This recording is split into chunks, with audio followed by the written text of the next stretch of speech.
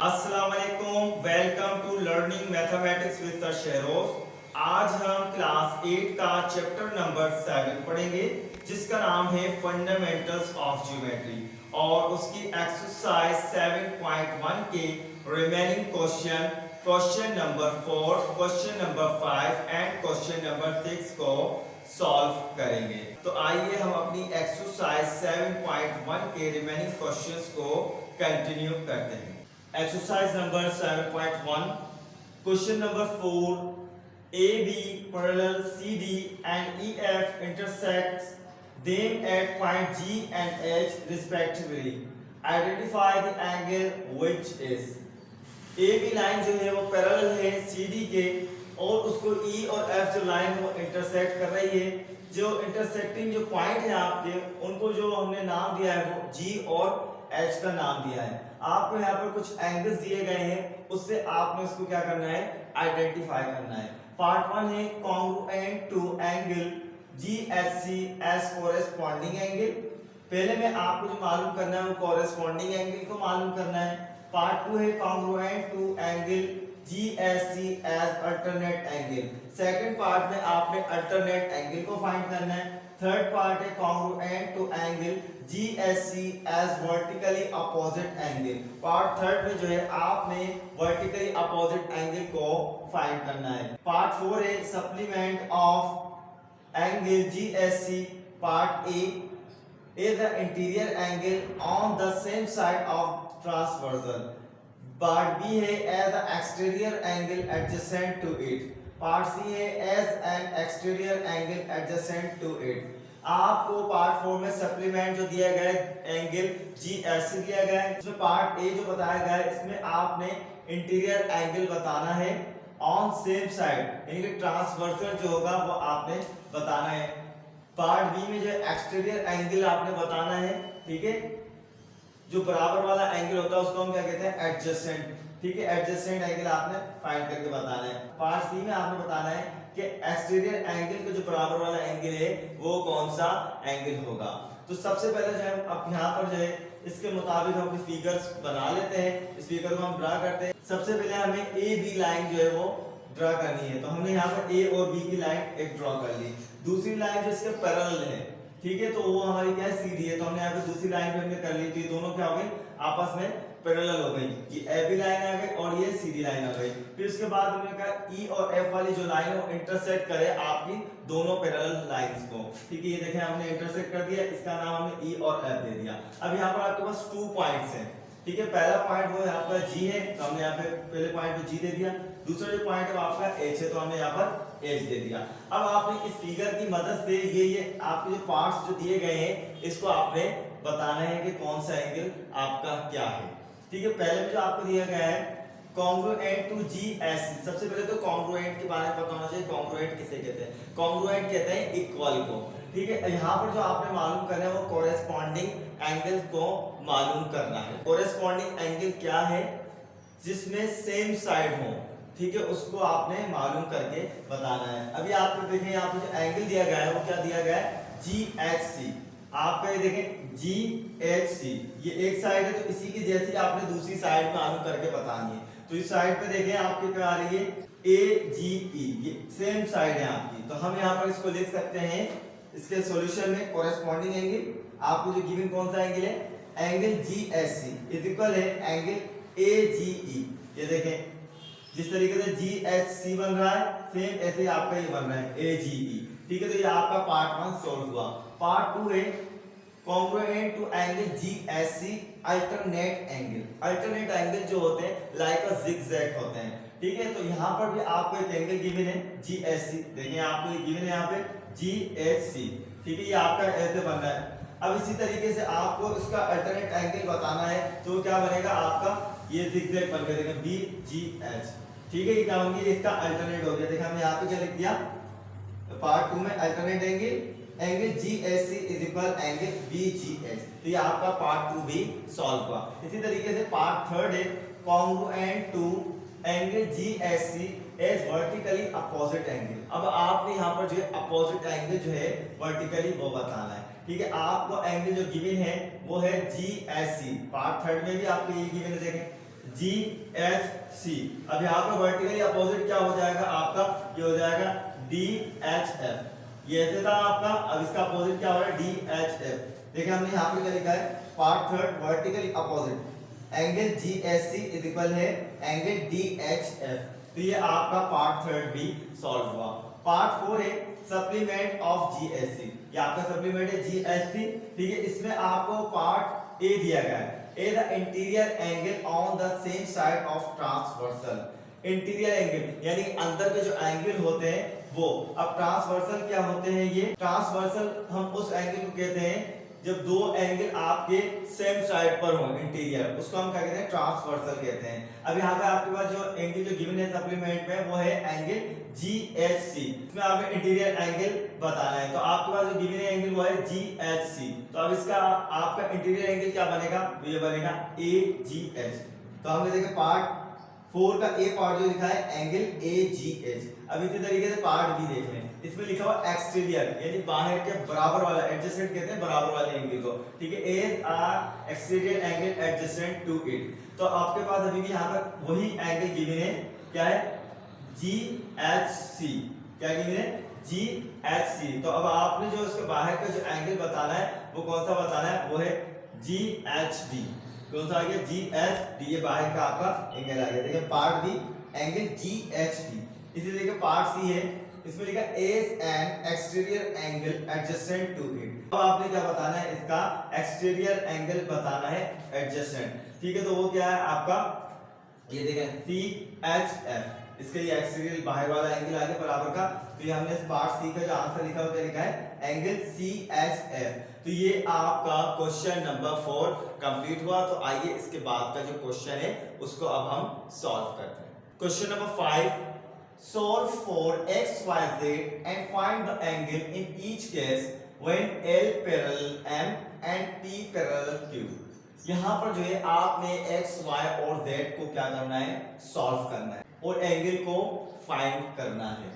आपके पास जब L parallel M हो और P पैरेलल Q हो तो आपने क्या करना है, उसमें से x की वैल्यू को फाइंड करना है, अगर y का है तो y की वैल्यू को फाइंड करना है, अगर z का है तो z की वैल्यू को फाइंड करना है। पार्ट 1 है, यहाँ पर हमें टू पैरेलल लाइन दी गई है, ठीक है। एक L लाइन है, दूसरी हमारी M है, ये दोनों एक दूसरे के पैरेलल हैं। जैसे हमें क्वेश्चन में लिखा हुआ है L पैरेलल M, ठीक है। यहाँ पर हमें जो एक एंगल गिवन है वो है 105 डिग्री। अब यहाँ पर जो वैल्यू दी गई है tan x + 5, इसका मतलब ये है कि यहाँ पर हमें जो x की वैल्यू को फाइंड करना है। तो हम स्टार्ट करते हैं सॉल्यूशन। tan x = 105 + 5, नंबर्स हमने एक तरफ कर लिए, दोनों कांस्टेंट नंबर थे। tan x का tan x = इक्वल, अब 105 में प्लस कर देंगे 5 को, तो हमारे पास हो जाएगा 110। अब ये tan x के साथ यहाँ पर मल्टीप्लाई हो रहा है, जब इक्वल के साइन के बाद जाएगा तो क्या हो जाएगा, ये डिवाइड होगा। x का x = 110 का 110, 10 का 10। अब देखिए ये दोनों आपस में कैंसिल हो रहे हैं, तो हम क्या कर देंगे, 10 1 10, 10 11 110। तो हमारे पास जो x की जो वैल्यू आ गई वो क्या आ गई, 11 आ गई। तो ये हमारा पार्ट 1 सॉल्व हुआ। तो आइए इसके बाद का जो पार्ट है उसको अब हम सॉल्व करते हैं। पार्ट 2 है, यहाँ पर भी आपको पैरेलल लाइन दी गई है, ठीक है। L और M पैरेलल है एक दूसरे के, और P एंड Q जो है ये दोनों भी पैरेलल है एक दूसरे के। यहाँ पर जो है इंटरसेक्ट कर रही है P और Q हमारी L पैरेलल M को, ठीक है। तो सबसे पहले हमें जो एंगल दिया गया है यहाँ पर एक वो दिया गया है 55 डिग्री। दूसरी वैल्यू हमें जो x की मालूम करनी वो है tan x + 5 डिग्री। इसी तरीके से आपको y की वैल्यू फाइंड करनी है 5 डिग्री। इसी तरीके से आपको ऊपर जो है z की भी वैल्यू फाइंड करनी है z - 5 डिग्री। सॉल्यूशन सबसे पहले हम जो है x की वैल्यू को फाइंड करेंगे। तो हमारे पास है tan x + 5, आपको एंगल कितना गिवन है 55, तो हमने यहाँ पे 55 दिया। tan x का tan x = 55 का 55, ये प्लस का 5 इक्वल के साइन के बाद जाकर क्या हो जाएगा, माइनस का 5 हो जाएगा। tan x का tan x = 55 में से हमने 5 को माइनस कर दिया तो हमारे पास क्या बचा, 50 बचा। अब ये tan हमारा x के साथ मल्टीप्लाई हो रहा है, इक्वल के साइन के बाद जाकर क्या हो जाएगा, डिवाइड हो जाएगा। x इज इक्वल 50 का 50 और ये 10 जो मल्टीप्लाई हो रहा था वहां जाकर डिवाइड हो रहा है। अब देखिए कैंसिल हो रहा है होंगे तो इसे हम क्या कर देंगे, कैंसिल कर देंगे। 10 1 दा 10, 10 5 दा 50। x की हमारी जो वैल्यू आ गई वो क्या आ गई, 5 आ गई। अब हमें y की वैल्यू को फाइंड करना है। ठीक है, देखिए आपके टू एंगल का सम क्या होता है, 180 होता है। तो आपके पास एक एंगल गिवन है, तो 180 में से हम माइनस कर देंगे 55 को, तो दूसरा एंगल हमें मालूम हो जाएगा वो कितना होगा, 125। 125 आ गया। तो अब हम जो है y की वैल्यू को फाइंड कर सकते हैं। 5y is equal 125। अभी देखिए 5 जो है आपका यहाँ पर मल्टीप्लाई हो रहा है किससे, y से। तो अब जब इक्वल की साइन के बाद जाएगा तो क्या हो जाएगा, ये डिवाइड हो जाएगा। y का y इज इक्वल 125 का 125, 5 का 5। अब ये देखिए कैंसिल हो रहे हैं, 5 1 जा 5, 5 2 जा 10, हमारा 2 इसके बाद 5 के बाद चले गए तो ये हो गया 25, 5 5 जा 25। तो हमारे पास y की जो वैल्यू आई क्या आई, 25।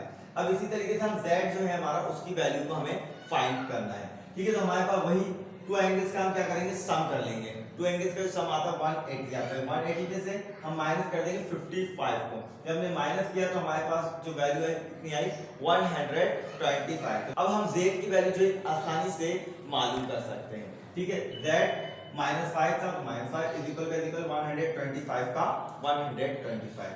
z इज इक्वल, अभी माइनस का 5 था, इज इक्वल के साइन के बाद जाकर क्या हो जाएगा, प्लस का 5 हो जाएगा। 125 प्लस 5, z का z इज इक्वल 125 में आप प्लस कर देंगे 5 को। जब हमने प्लस किया तो हमारे पास z की जो वैल्यू आई कितनी आई, 130। तो ये आपका पार्ट 2 भी सॉल्व हुआ। तो आइए इसके बाद के जो पार्ट है उसको हम सॉल्व करते हैं। पार्ट 3 है, यहाँ पर भी आपको L पैरेलल M और P पैरेलल Q लाइंस दी गई हैं, जिसमें आपको y और z की वैल्यू क्या करनी है, फाइंड करनी है। आपको एंगल जो है 120 डिग्री दिया गया है।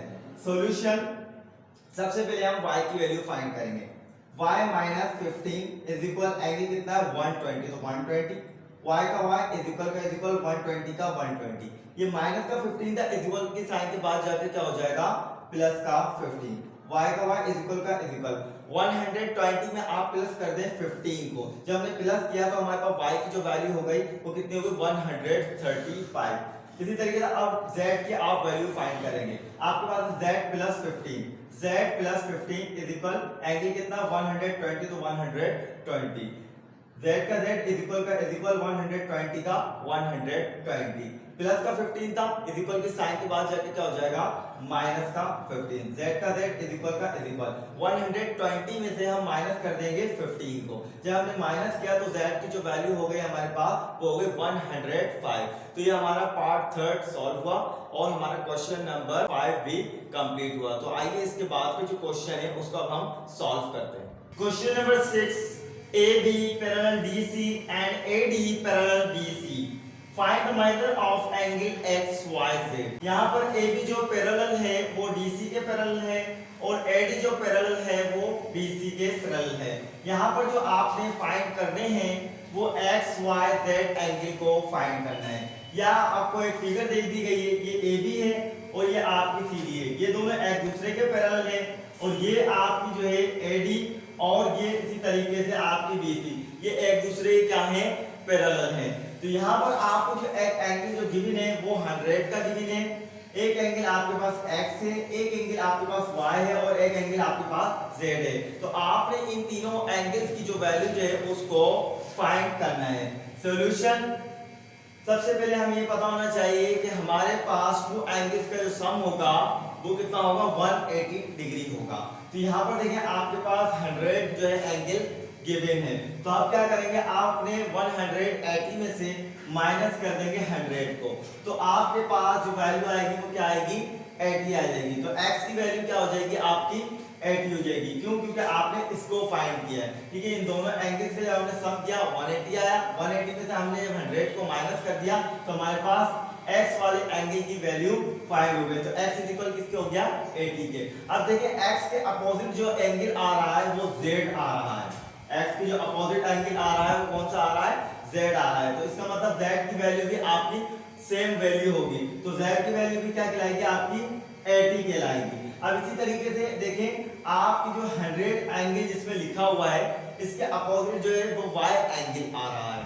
तो y की जो वैल्यू होगी वो भी क्या होगी, सेम होगी। तो y की वैल्यू हमारी क्या होगी, 100 होगी। तो ये इसका आंसर हुआ। तो हमारा क्वेश्चन नंबर 6 भी कंप्लीट हुआ। तो आज हमने क्लास 8 का चैप्टर नंबर 7 जिसका नाम है फंडामेंटल्स ऑफ ज्योमेट्री, उसकी एक्सरसाइज 7.1 के रिमेनिंग क्वेश्चन 4, 5, 6 को हमने सॉल्व किया।